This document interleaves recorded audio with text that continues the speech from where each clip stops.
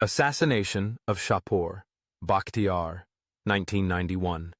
In the shadows of a quiet Parisian suburb, a violent act of retribution played out that sent tremors through the Iranian exile community. Shapour Bakhtiar, the last prime minister of Iran under the Shah, had been living in exile for over a decade.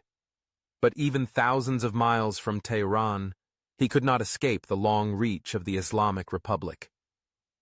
On August 6, 1991, in his modest home in the small town of Suresnes, just outside Paris, Bakhtiar's life came to a brutal end.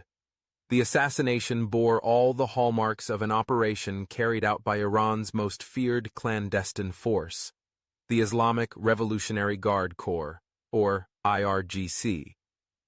To understand why Bakhtiar was targeted, you have to go back to the turbulent days of the Iranian Revolution.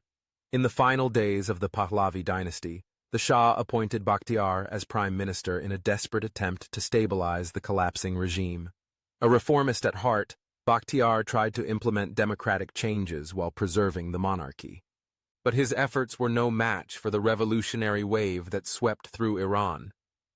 Ayatollah Ruhollah Khomeini's return from exile sealed Bakhtiar's fate. Just weeks after assuming office, he fled the country, narrowly escaping the violent purge that awaited those loyal to the Shah. In exile, Bakhtiar became one of the most vocal and relentless critics of the Islamic Republic.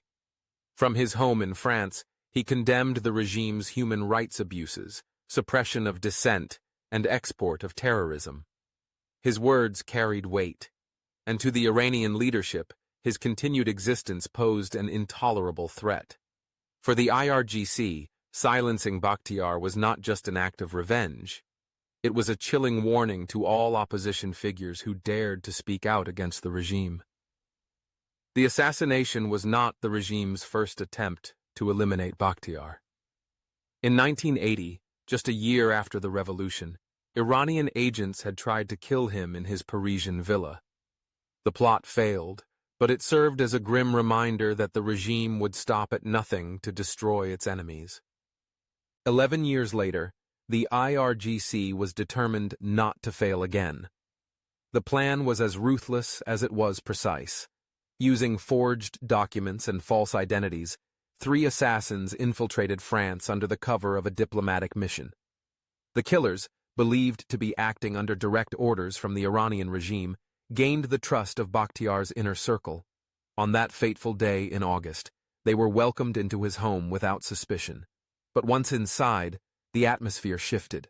What followed was an act of sheer brutality. Bakhtiar and his secretary, Soroush Katibeh, were viciously stabbed to death. The attackers meticulously severed the phone lines to prevent any calls for help. By the time the bodies were discovered, the assassins were long gone. The murder shocked the world. France, a country that had long prided itself on offering refuge to political dissidents, was now grappling with the fact that a state-sponsored assassination had taken place on its soil. The Iranian regime, predictably, denied all involvement, but the trail of evidence pointed squarely at Tehran.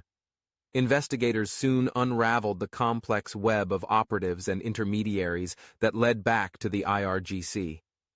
The French authorities responded with swift condemnation, but diplomatic considerations complicated the pursuit of justice.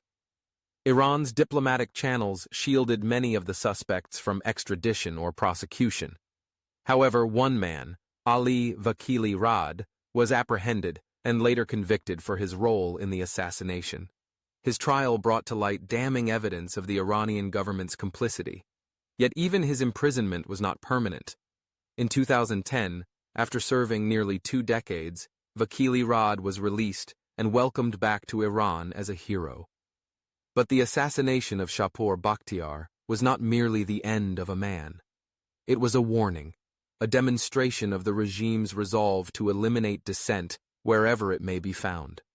The message to Iranian dissidents abroad was clear. The Islamic Republic's reach knows no bounds. In the years that followed, the IRGC continued its campaign of assassinations against exiled opposition figures. From Kurdish leaders in Vienna to political activists in Berlin, the regime's assassins left a trail of blood across Europe. Each operation served a dual purpose, silencing enemies while sending an unmistakable message of fear and dominance. Yet, despite the Iranian regime's efforts to erase his voice, Shapour Bakhtiar's legacy endured. His defiance against tyranny and unwavering belief in democracy remained a symbol of resistance for Iranians, both at home and in exile. While the IRGC's mission to eliminate dissent may have succeeded in taking his life, it failed to extinguish his ideals. The assassination of Shapour Bakhtiar stands as a chilling reminder of the lengths to which authoritarian regimes will go to maintain their grip on power. It exposed the dark underbelly of state-sponsored terrorism and the ruthless machinery of the IRGC. And even now, decades later, it serves as a haunting testament to the price of speaking out against tyranny, a price that Bakhtiar paid with his life.